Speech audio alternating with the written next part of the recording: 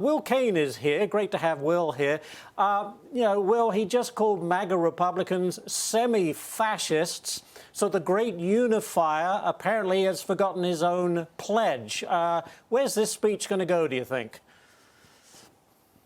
Probably a sequel of the 2020 campaign message.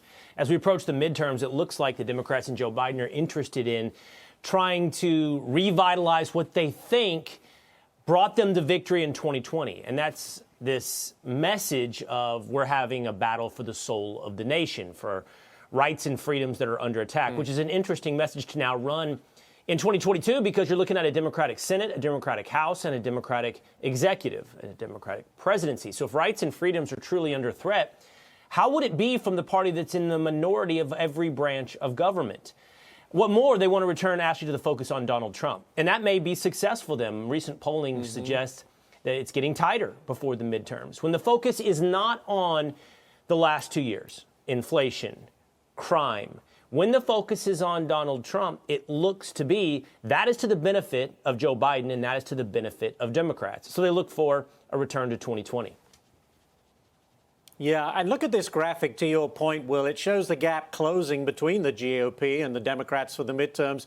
My question is, how do you see this playing out? I've heard comments like it's not going to be a red wave, it's going to be a red ripple. A day is a long time in politics. How does this play out, do you think? I think, look, actually, I really honestly think the long-term trend, look, not that I am some Wall Street expert, but I tend to think that I like the analysis of Warren Buffett. You buy companies, you buy long-term, you buy values, you don't buy the dips and the highs. In politics, what I'm telling you is I think the long-term value that's actually affecting Americans' lives over an extended period of time is the fact that their dollar is worth less than before Democrats took over Washington, D.C., that gas prices are higher than when Democrats took over Washington, D.C., that there's a nationwide surge in crime.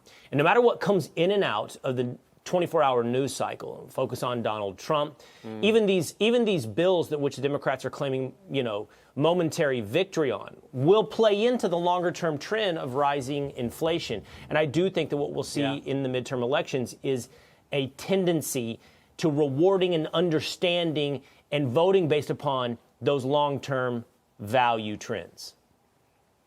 Right. All right, next one for you. We've been talking about this for quite some time. Vice President Kamala Harris dodging questions on who will actually pay for the student loan handout. Listen to this, Will, and I'll get your comment.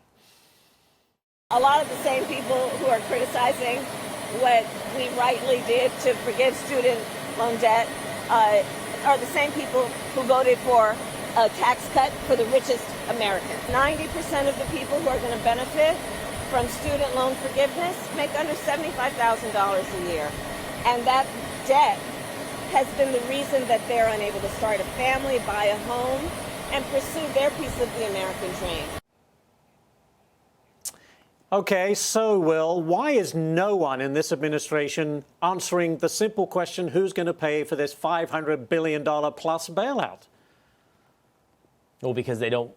Well, they at least don't want to answer that question honestly, because the answer is not advantageous to their political rewards. They're going to probably, if ever pressed and actually cornered, pretend like you can put all this on the backs of the wealthy, but you can't. This is going to fall on the backs of the taxpayer who's already paid off his college student educational loan, or the taxpayer who didn't go to college, who's simply out there working a blue-collar, middle-class job, and who is a productive member of society and now has to fund, you brought up Hungarian basket weaving, the major of Hungarian basket weaving at Bowdoin. He's going to have to pay the education of that student who hasn't paid back his loans yet. So they don't want to answer that question because the answer isn't advantageous to them politically.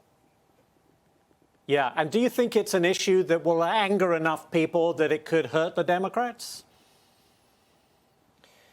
Here's the thing. So short term, it makes the Republicans look like the bad guy.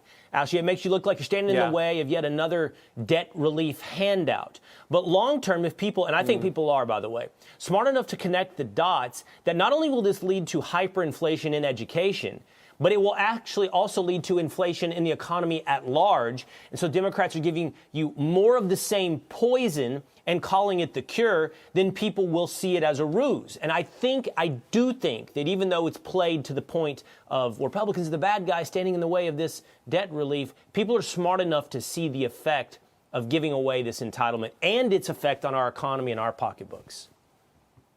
Absolutely. And I hear it everywhere I go. People are not happy about it. Anyway, great stuff as always. Will Cain, thanks, Will, for stopping by this morning. We do appreciate it.